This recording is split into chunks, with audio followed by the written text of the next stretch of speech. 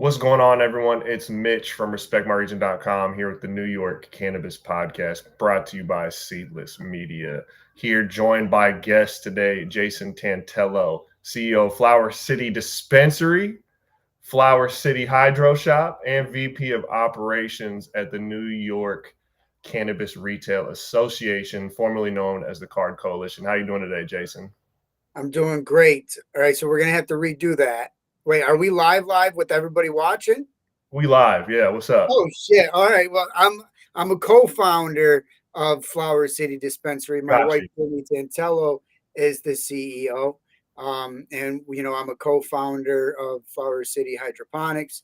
And then obviously I'm VP of operations here at NICRA, also co-founder. Brittany, she's the president. Kaz Marte is co-founder. Well, I'm here. What's up? Apologies on that. Have my notes mixed up, but What's happening? so yeah, you and Brittany, co-founders of the space. So usually I kick off every episode I host kind of with our guest background in the space being cannabis. So just kind of curious, you and cannabis, when your relationship started. Oh shit, man. Let's see here. I mean, I've been in cannabis hustling since I was 14. I've been on my own since I was 15. I got busted in '04 for cultivating cannabis. I created a company to launder my money in '07. Just so that I can go to college. That's where I met my wife, Brittany. So I mean, shit, dude, we started a business in 2014. I'm a cultivator by nature. That's what I do, like on a massive scale. So like when I met Brittany, she was a corporate tax accountant. She was doing her thing. I was doing mine. And we decided to open up a company called Meta Vega Corporation that targeted the weakest products in the growing, environment and space. So we targeted the light hanger. We re-engineered it. Before it was just pulleys. And then, the big guys, they came out with the light hangers, but they were weak. Used to have, lights coming down, crashing down. So we re-engineered it, made it metal, upgraded the springs. If anybody knows about ratchet straps, they know that those fucking things were unpredictable. So we re-engineered it, repackaged it, reintroduced it, sold that product from New York to Alaska. I mean, the list goes on when it comes to the shit we've done in the space, but really truly, everything that I have in my life is ultimately from cannabis. So and I'm proud of that. Fucking, we love it. Who doesn't? 100%, man. And a lot of people in this space might not know the role that the hydro shop plays within the what is now known the cannabis industry, but previously didn't really have that word industry attached to it, right? Just the cannabis Yeah. game, whatever you want to call it. But the hydro shop is a very, very pivotal role in the whole supply chain of cannabis. So I'm curious, for those out there who aren't familiar, right, especially coming from the legacy days, what role does where you're at right now, what role Yeah. has that played in the game Yeah. of cannabis? Shit. So like in the hydroponic world, the garden center, like the grow shops. I mean, this is all we knew as a cultivator, as anybody that was really in the game. And when they started to pop up, it was critical. To me anyway, 2001, I bought my first fucking like table, and that table was $3,000, and I had to go to a hydroponic store that was way out in the boonies and go in this little office and place an order, pay them all this money cash, not knowing if you're going to get it or not. It's not like it is now. I mean, what we do here in the hydro shop is we teach our community how to grow cannabis, how to cultivate it at the most simplistic way that you possibly can. I say it all the time, 18% of the people that walk through my door are going to be successful. It's my job to educate them in a way that's going to be the stupid simple approach to convert that 18 into 36 in order for us to stay sustainable. You know, as far as the economic side, the impact that the hydroponic stores have taken across the country. I mean, this was the fuel. This was the charcoal to the industry. And some people, you know, they watched Weeds, right? Remember that shit back in the Mm-hmm. day? That show was critical to the infrastructure of cannabis, but it also was a downfall because that's what tipped off, you know, the government agencies about what we were doing. When that show came out, we were already doing that shit. We were doing it in buildings, we were doing it in houses. You know, so when that show popped off, it was like, damn. And that's what really helped fuel the industry.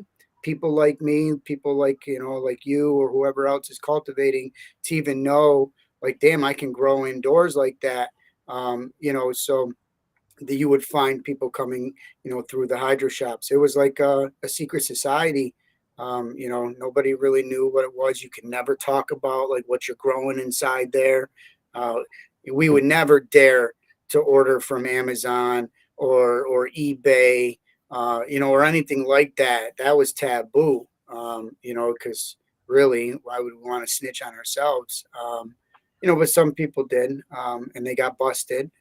You know, like because it triggers. It's a trickle down effect. But now we're past those days. Like here, it's just great. If I showed you, I mean, I probably have, you know, 35 plants in my store, all different genetics. I grow them out to be fucking massive moms, and then I just give them away. Let people grow them outdoors in their backyard. I can't grow anymore. I wish I could. If you know, I was the type of grower, 24,000 watt rooms, 150 plants at a time on one floor. You know, 10,000 watt rooms, 100 plants on another floor. You know, like that's just how I operated. You know, and I mean, I'm just it's a wild game. 100%. What was it about cultivating cannabis that like ignited a passion in you, right? Because growing back then, right, sure, part of it is a hustle, right, a way to a means to provide, but uh, there's a lot of other choices to do that didn't require, you know, moving the way you had to move, especially back then, you know. So I think a lot of that, anyone that was growing then had a true passion around it. So I'm just curious, kind of where was that passion from, and how did you tap into that pertaining to cannabis? So obviously everything is based off of survival, right? So like it was always about survival. It was I never liked to count on other people when it came to my money, right? It went from swag brickweed making $40 an ounce, right? $400 a pound or whatnot, to, you know, importing BC bud and making, you know, fucking $800 a pound. But I still never like to count on other people. And when Kind Bud, you remember Kind Bud, the infamous Kind Bud, or like maybe the Maui Wowie, you know, used to hit the scene, and it was like I never paid for weed, right? I always hustled to smoke, and made money off it. So like it literally was just based off of survival, because I never liked to count on anybody else when it came to like my position of life. You either succeed or you fail. You either get shot or you go to prison, right? So cannabis was the least um, risky. Even growing it was the least risky operation that I decided to mess with. I come from the streets. I've been on my own since I was 15 years old. So my mother's a dope fiend, what she was, you know, in the past, and my father was a heroin addict. So like I seen all of the harsh and hard drugs. Like my house was raided like 6 or 7 times before I was 9 years old. You know, I was the kid that went to school in third grade with two left shoes, right? Like, and I was the kid that went to school in fourth grade with cleats, to where I wore them bitches down to slippers. Like, so, you know what I mean? Like, that's so for me, cannabis was like, that was easy, you know, that was safe. I developed more of psychological approach, because I found it to be, helpful for my mental. So like when I'm in the room, like it's music on, and I'm going to work. That's my, like I'm literally working. And my wife and I started a family. It was like I needed to start taking a little more different approach on my time, right? Because if anybody knows anything about cannabis, there's a lot of time consumed in cultivating it. So I mastered this approach, and that approach was highly effective and efficient, and with Brittany's help, of course. I mean, she's the MBA, right? So with her approach and my skill sets, I developed true. I guess the easiest way is a true process that Mhm. I can get in and out, in and out, in and out. And it was every 2 months, cut 150, 250 plants. It would take me an hour and a half instead of 6.5, 7 hours, So, but yeah, I mean, it helps me personally with, PTSD that I have. Just, when I get depressed, I go right to the plant, straight up. Yeah, yeah, 100%. I mean, the plant does a lot for a lot of different people, whether it's consuming or, like you said, even just like the cultivation around it, right? I think a lot of cultivators feel at peace in the garden, um, and there's something real special about that. So away from cultivating, right, and the hydro shop, your VP of Ops at the New York Cannabis Retail Association, formerly New York CAURD Coalition, which has been kind of a real pivotal voice in the New York cannabis scene, especially from someone who's not from there, barely even been to the state of New York, right? Like I've seen CAURD Coalition amplified, whether it's a platform you guys have created or been put on, right? I can't speak to that, but Yeah. it definitely seems like a voice. So what has been the importance of the role that organization has played for this kind of rollout into legal cannabis within the state?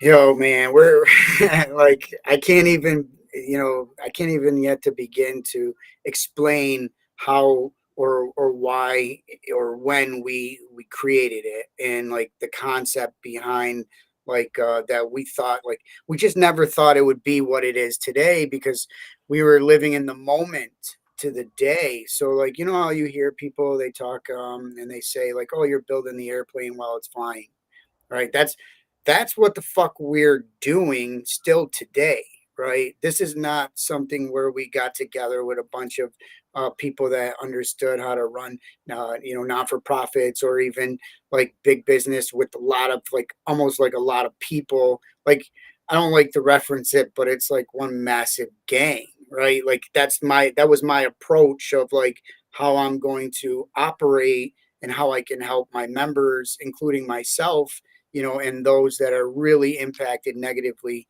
on cannabis. I mean, at one point it was like I was in a closet, right? Dark closet by myself with two other people or whatever, and it was just all these people's voices and their stories and like all of this shit, and it's like because it's so chaotic, right? You have one member across the state that's faced with this, and another member over here right next to him faced with that, just a complete opposite of a problem. So we tried to really break it down to get a better grip on reality.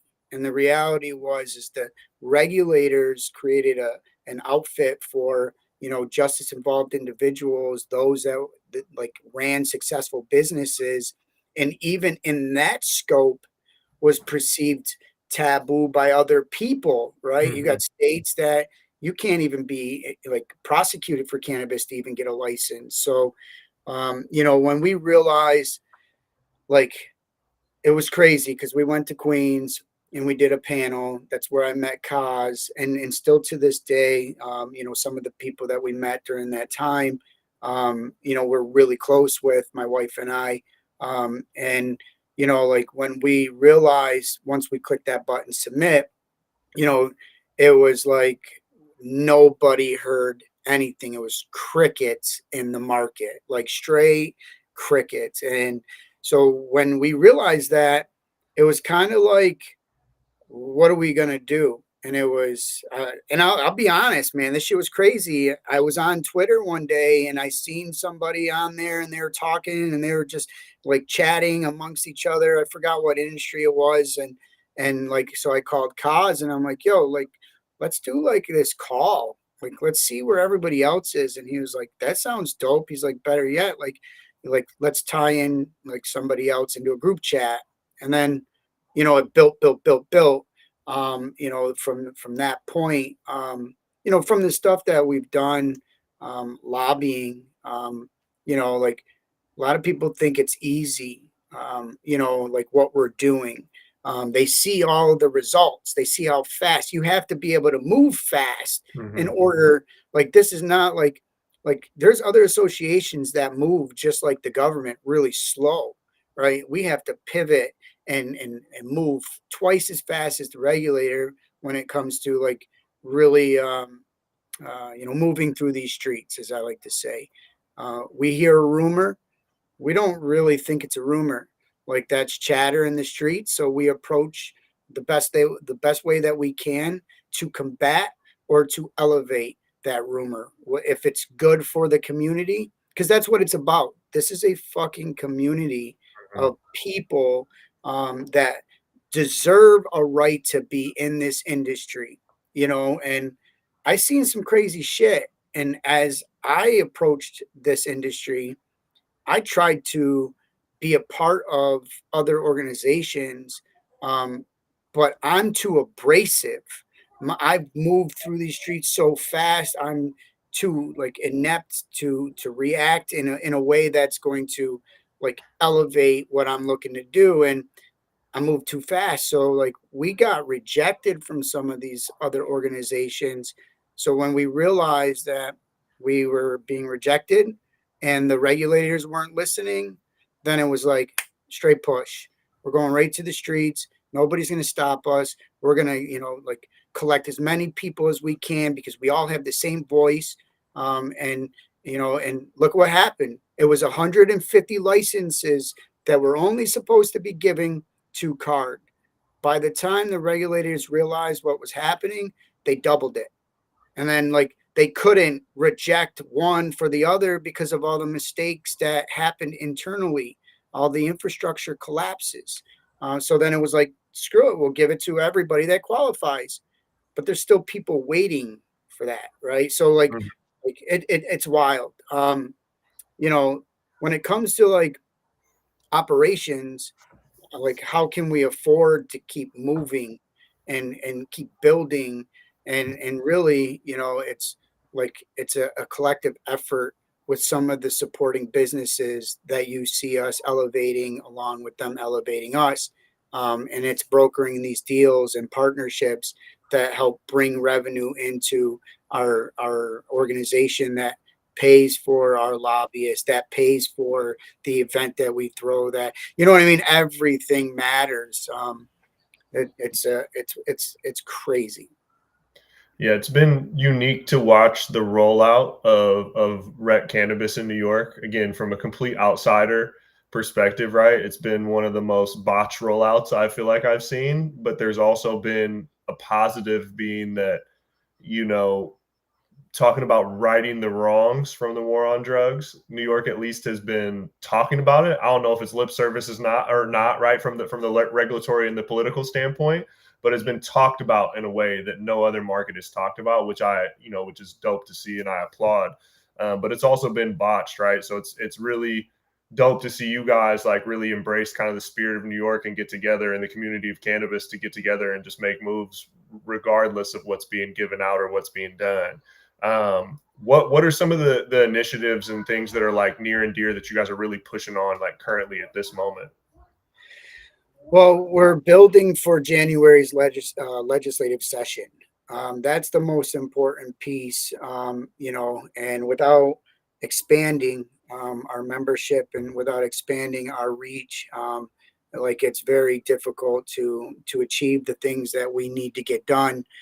So there's some things that we're doing. I mean, what is it? This November, we'll be in Puerto Rico. It's our second year being at the Somos, Puerto Rico Somos. That's where, like everybody comes together in PR. We voice our facts and opinions and thoughts with each other, because without the Hispanic, the Latino community, right? Like, I don't know if you know this, but 35% of the Latino community are in the workforce in cannabis. Like 35% is the brown community, right? So like without their support, without like really developing equity in the space for those that are disadvantaged, all right, we can't move in the way that we should be able to operate. Look at Cosmarte, right? Like, he is a strong leader in the space, and like his influence that he has within his community helps elevate. Well, if we don't stick together and we don't move through together, then we're not going to help anyone, because it's going to be dominated by corporate money. And it's still fucked up. The game is still wild, but we're going to Puerto Rico to lobby. Just really trying to push the membership. Micro business is a big deal. For us retailers, because they've got the flower, and they've got the skill sets to craft what some of our clients are going to need. Maybe this time last year or even 6 months ago, it wasn't really that big of a deal because the consumer behavior shows gummies, but now it's, in distillate and other forms of edibles. But now it's really starting to pick up steam with the flower game. And so we're going to be doing an event in September with Third Thursday. We're co-hosting with them, which I'm calling on all micro to get there, to come introduce themselves to us, so then we can see their product firsthand. We can, look forward to what they have to offer. There's a bunch of shit, man. To be honest with you, we just have to take it literally one day at a time. But legislative push is the most important. If you look back 3 months ago, 5 months ago, the retailers couldn't even have a poster board outside their store, right? Like no loyalty programs. Like we can't even have a moving billboard, which means I can't wrap my vehicle, right, for advertisement. How corny is that? Like, why restrict basic business approaches to network and market your brand, right? I get the whole children shit. Believe me, I've got 3 kids. I got 2 that are under 7, right? A 4 and a 6-year-old. So like safety is the most important thing. But come on, you know what I mean? Some of the shit is just kind of wild. But we're trying to change things. Yeah, it's been interesting to see some of those restrictions again with where we're at and how many states have come online, and to see, especially from when the regulations were proposed. I know it's changed pretty drastic in some regards since when it was originally proposed, but it's ironic to see, which I'm sure much more for you living in it, right, with how many of the illicit shops, and I'm not here to bash any side of anybody making money off of cannabis, but to see illicit shops just operating how they are and open, people selling out of food trucks. My first trip to New York, there was people just hustling cannabis on little like $20 pop-up tables everywhere. And then you see these proposed regulations around marketing where it's like, bro, this makes no sense. Like, it's already so upfront and in your face and accessible, and then you're gonna be like, oh, you can be legal, compete with the illicit, but also you can't do X, Y, and Z. It just made no sense, man. Absolutely. Yeah. Yeah, some of the shit that has transpired is wild. It's a crazy game that we play, right? Like, I run this big operation, with my wife and my partners, and we have a lot of members that have licenses that are trying to get open, but I still follow the same principle in life. Like, I've got a fucking illegal illicit cannabis dispensary store, Ricky's Mini Mart in my plaza, and I yet haven't reported them. I just don't ethically, like morally, I just don't like to be snitching. We want the regulators to get involved, so we got them involved, right? We're not out here being a little bunch of snakes and rats trying to like clip the game. The game is the game, right? Like, like however you're going to make your money is it's going to be the way you make your money. That's a choice, right? I chose to legalize my dispensary pre-legalization, Flower City Dispensary. I chose to open a hydroponic store so I can teach my community how to grow weed because I can't do it anymore, right? Like I chose not to sell 1 gram of cannabis with hundreds of thousands of people walking through my door, right? I could have banked ethically in business. I chose not to do that, right? Nothing wrong with what they choose to do with their time. The risk, I seen it in Michigan. Michigan was wild. 2015, 2016, it was wild. But it was wild with hydroponic stores, grow stores on every corner. And then they were growing weed and selling weed. And then our customers started to drop off, right? It was our opportunity cost, the risk not to enter the gray market because what we've seen in previous markets that opened. And next thing you know, we see some of our customers on Netflix because the troopers or the sheriffs in Michigan were like robbing them, taking their cars. The government was taking their houses and their bank called forfeit and seizure. They were taking everything from them. So we didn't want to risk our Metavega company. We didn't want to risk our ethics. We didn't our house. But even knowing that New York was not doing that, we still chose, chose not to. And to be honest, that saying, like, when to hold them and know when to fold them. I fucking folded way too quick. You know what I mean? Like I I fucking folded like I'm done. Like no, and that that's that financial instability that we're facing today. But it's all over with now because my wife and I got our license. And it took a long time to get our license. And we're grateful for the opportunity to bring safe and regulated cannabis to our community, So fucking, it's just, you know what I mean? Like we live this, it's crazy. I mean, we had rec out here in Washington in 2016, and while I have not been a license holder, I transitioned around then to be done, stop taking money off, outside the system, right, to transition in. And as I followed legalization and traveled the country, trust me, that same thought. I was like, bro, I should have. I was a little too early. I was already okay with what I was doing. But I should have just ran that up because the risk has just gone down and the opportunities have just gone up. Right. And it was like, bro, I was putting way too much stress in the time period where, there was opportunity there. So like you said, the goal is to provide safe and legal cannabis to consumers for, you and Brittany. So I'm just curious, is that kind of the main goal with Flower City, the dispensary, or what's kind of the main pillars of business or goals that you have behind opening the shop in the legal market? Yeah, we want to educate primarily first and foremost. That's what we do in the hydro shop too. Like people walk in, they don't buy anything. We just educate them because the money will follow. So we want to educate our consumers, based off of like factors remember back in the day, you used to eat a gummy or not a gummy, a brownie, and you would just get so fucked up, you'd spin and all that. You're like, whoa, I'll never eat another brownie ever again.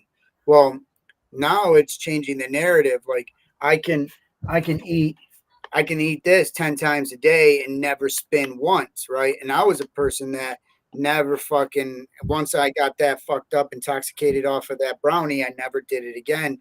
So, bringing the education, like understanding like these gummies are dosed properly. Like you take a specific amount of milligrams and like if it doesn't work, like have another piece of it because they're fast acting. The emulsification process is now implemented, which we learned about that like over a year and a half ago when some of these big processors were figuring that out. And like, so just to educate them, bring them good product that is, grown here in New York. We don't care about the big box coming in the sense of like providing raw flower in our business plan. Like we're expecting that. How could any hemp farmer really give us the product that we need? And having the regulators open it up a little bit with regards to indoor cultivation, um, giving the micro businesses the opportunity to really flourish, is what's going to give us that good New York flower. But look at what they gave them a cap of 3,500 square feet. Like, Mm-hmm. you know what I mean? Like, I can go in on a whole different. It's just not enough space. I mean, like for somebody like myself, like you couldn't give me 50,000 square feet and it would be enough to handle the supply and demand. But that's why there's thousands of micros, that will be online, and just to give them the best of the best experience. They walk through the door. We're educated. We understand the industry. We're not there to just sell you one specific product. We're going to have a vast array of products from topicals to flower. I mean, you know the drill. Like, you know what goes on in the game. Just giving them choices. 100%, man. Well, we salute that for sure. Just playing that role from legacy to legal, and then also just being amongst the gathering of the community to have that communal voice, because it's so important. I've seen that being in one of the first recreational states. I think we were more happy with what we could get at that time, being one of the first states to get it, and so it's definitely important to see as legalization comes that voice of the actual community speak up and ensure that they're heard one way or another, man. So we really salute what you guys are doing. Yeah, I appreciate that. It's very tough, when you have so many individuals. It's kind of hard to represent them all in the same way. But when we collect our data and we speak to a topic that we know we want to change, like a lot of our members support the decisions that the organization makes. We don't just jump out of pocket. We make sure that we help every member in any which way that we can. Like on a interpersonal level, like you know what I mean. Like you can call up anyone in leadership from NICRA, and they'll say like, yeah, I've added probably 500 people to my contacts list, and I spend a lot of time talking to members, just about the issues that they face, and you'll see some of that stuff about proximity protection. That was wicked. That was wild. Was chatter on the street. The minute we heard it, we started to approach it in a way that like can't be stopped. Through our advocacy, shows that the community really supports us and our movement as well. Not just us supporting the community. Like they stand for what they believe in and support that we're fighting. And with that whole protection shit, we were hearing a 25% decrease. And if you look at what's going on across the country, I can buy a cannabis dispensary license in Colorado right now for 75 G's, Mm-hmm. that did like fucking 1.3 or 5 million or 1.5 million in sales. You know what I mean? For 75 grand. So we want to just make sure, some of these safeguards are put into place that help protect the ones that are building, which they wanted it to be equity. That's the whole march, right? That was their whole public campaign. That was the fame that they got. So we're just trying to maintain, the level of respect that we deserve, that they promised us, and we're hoping that it doesn't get touched, and that our safeguards that we submitted to the governor's office and to the OCM and the CCB get really respected and looked at. And that would be a big win, if we can get some of those safeguards put into place. Hell yeah, man. Hell yeah. Well, we're here to help support however we can, man. So please keep us in the loop. I really appreciate you taking out the time today on Sunday to talk about kind of where cannabis is at in New York and some of the things you guys are up to. Again, this is the New York Cannabis Podcast. I'm here with Jayson Tantalo. of flower dispensary in New York Cannabis Retail Association. This podcast presented by Seedless Media. Appreciate everyone tuning in. Anything else you want to plug real quick before we get you up out of here, Jayson? No, just if anybody in New York is looking to transition into the legal market, make sure you connect with other like-minded individuals. There's always going to be a place for you in our organization and within the community. So don't hesitate to reach out. Please just forgive us if you've already reached out and you haven't heard back from us. It's just we're simply working on the last 3 weeks that has happened, right? So, please, stay patient. You will get an email from us once our website is complete, and then you'll be able to onboard yourselves and get into the access portal, and you'll be able to join, the 300 plus other members that are in there. Much love and respect to anybody that's chasing legal cannabis anywhere in the country. It's definitely a battle, man. Appreciate you keeping fighting for the people, man. So this is the New York Cannabis Podcast, man. We up out of here.